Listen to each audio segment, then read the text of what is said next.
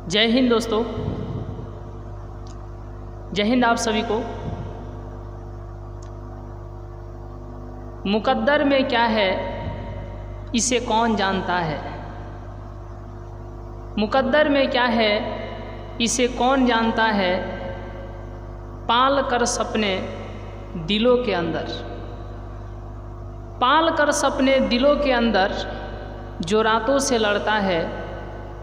पाल कर सपने दिलों के अंदर जो रातों से लड़ता है। परिश्रम की कड़ी घूंट को, परिश्रम की कड़ी घूंट को जो अमृत समझकर घोंटता है। परिश्रम की कड़ी घूंट को जो अमृत समझकर घोंटता है। आसमान की ऊंचाइयों को एक दिन वह अपने हौसलों से नापता है, अपने हौसलों से नापता है।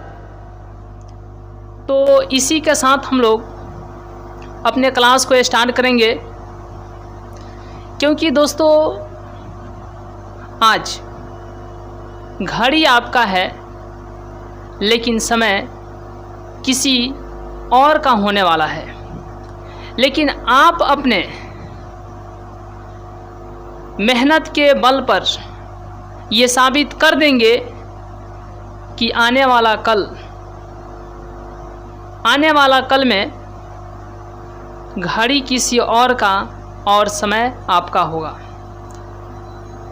तो जैसे कि आप लोग को मालूम होगा कि हम लोग 12th क्लास के मैथ को स्टार्ट करेंगे और 12th क्लास के मैथ का जो है अच्छे तरीके से अध्ययन करने का, स्टडी करने का प्रयास करेंगे। तो सबसे पहले हम लोग ये समझ लेते हैं कि the mathematics of 12th class इसकी सिलेबस क्या है। तो यदि हम लोग सिलेबस की बात करेंगे तो सबसे पहले फर्स्ट ऑफ ऑल ध्यान दीजिएगा कि यदि रिलेशन एंड फंक्शन की बात करें, सबसे पहले हम लोग बात करेंगे कि यूनिट के। तो 6 यूनिट पर ध्यान देना है। कितने यूनिट पर ध्यान देना है? 6। पहला यूनिट देखिएगा,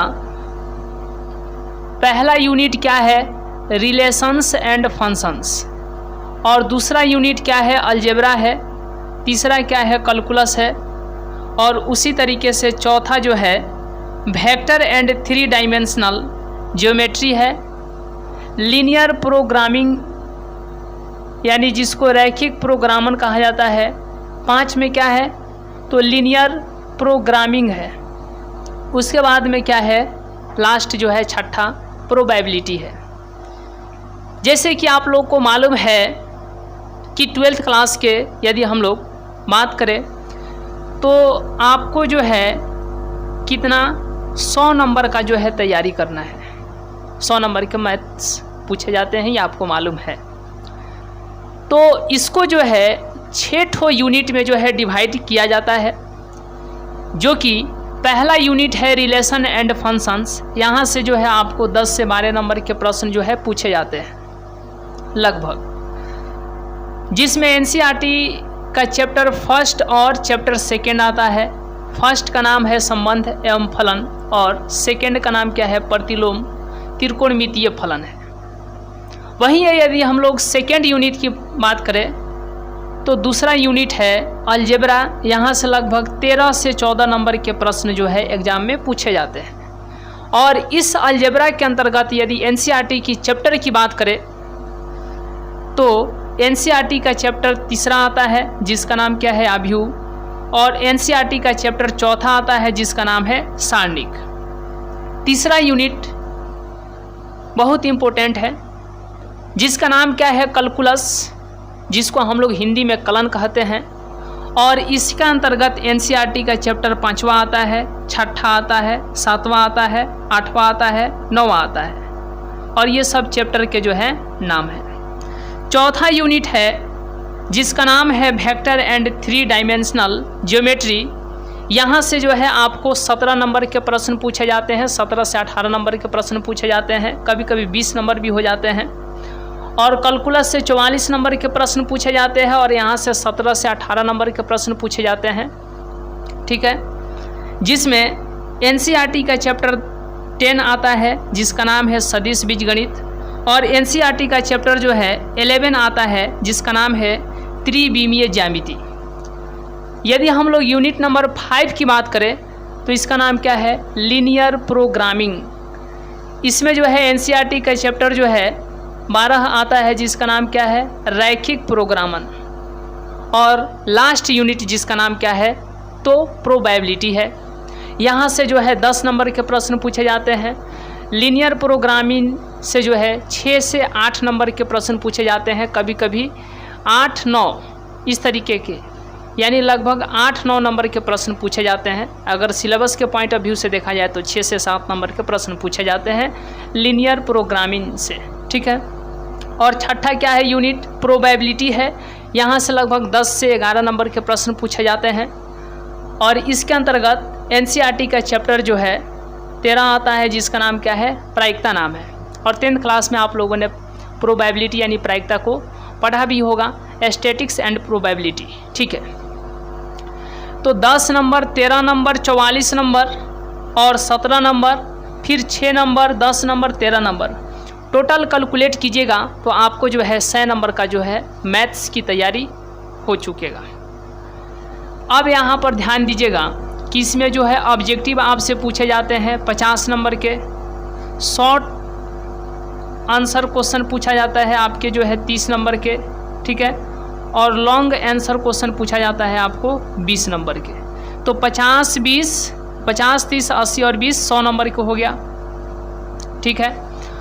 अब इसमें ऑप्शन दे सकता है, अगर 2-3 साल पहले का यदि एग्जाम्स पैटर्न की अगर हम लोग बात करें तो डबल ऑब्जेक्टिव कर देगा, मतलब शॉर्ट ऑब्जेक्टिव में आपको 50 ही बनाना है। 30 नंबर के पूछे जाते हैं आपको जो है शॉर्ट आंसर क्वेश्चन, यानी 15 ठो क्वेश्चन है। तो 15 ठो में यहाँ पर 15 ठो यदि हम लोग पैटर्न की बात करें तो आपको वहाँ पर 30 ठो क्वेश्चन देगा जो कि 60 नंबर का होगा। तो 15 क्वेश्चन बनाना होगा जो कि 30 नंबर का आपका होगा।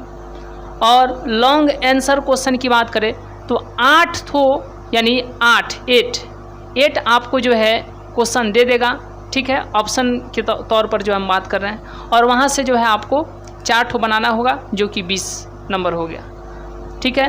तो 2-3 साल का जो